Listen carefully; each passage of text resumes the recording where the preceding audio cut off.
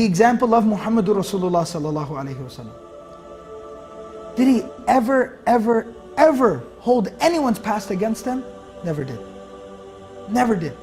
Too many examples to list on here. Wahshi.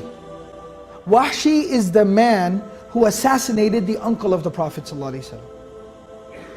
The death of the uncle, the murder of the uncle, the mutilation of the body of the uncle of the Prophet ﷺ is one of the moments in his life where the Sahaba say, it was one of the few times where we saw the Prophet ﷺ in such profound pain. Like he was crying. He was so deeply hurt that when they came back into Medina, the Battle of Uhud, many Muslims had died on that day. And he could hear different family members crying when they were receiving the news of the death of their family member.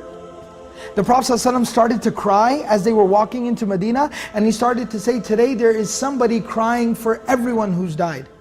But there's nobody crying for my uncle, because my uncle's own family was the one who did this to him.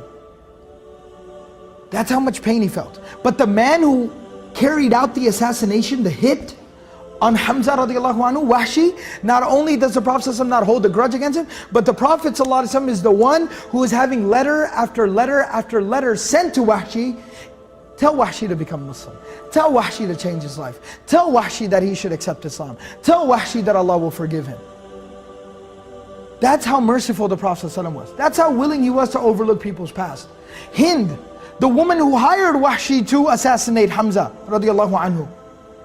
And after he goes to her and he tells her the job is done, she goes down into the battlefield, she walks up to the dead body of Hamza lying there, she pulls out a dagger, she cuts his ears, his nose and his tongue out, strings them up and keeps them as a souvenir. This is a woman.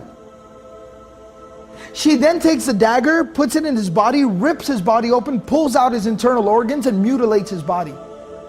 This is a woman. She takes his clothes and rips his clothes off and completely exposes his body. A woman who did this. That's how much he hated the Prophet ﷺ. And that's how horrible, what a horrible act she had done to the Prophet ﷺ and his uncle. But on the day of Fatih Makkah, the Prophet ﷺ doesn't do anything to her. And when she comes to the Prophet ﷺ to accept Islam, ahlan wa sahlan, marhaban bikum. He welcomes her, gives her the shahada, allows her to become Hind radiallahu anha. A companion, a female companion of the Prophet ﷺ. And the stories go on and on. Ikramah, the son of Abu Jahl, same thing. Khalid ibn al-Walid, the architect of the killing of dozens of Muslims on the day of Uhud. All of these people, they were embraced with open arms. And they were made to be close to the Prophet ﷺ, and he accepted them as they were. And that's not all, those are people that did something against him, even people who were just bad people in society. The Prophet ﷺ embraced him with open arms.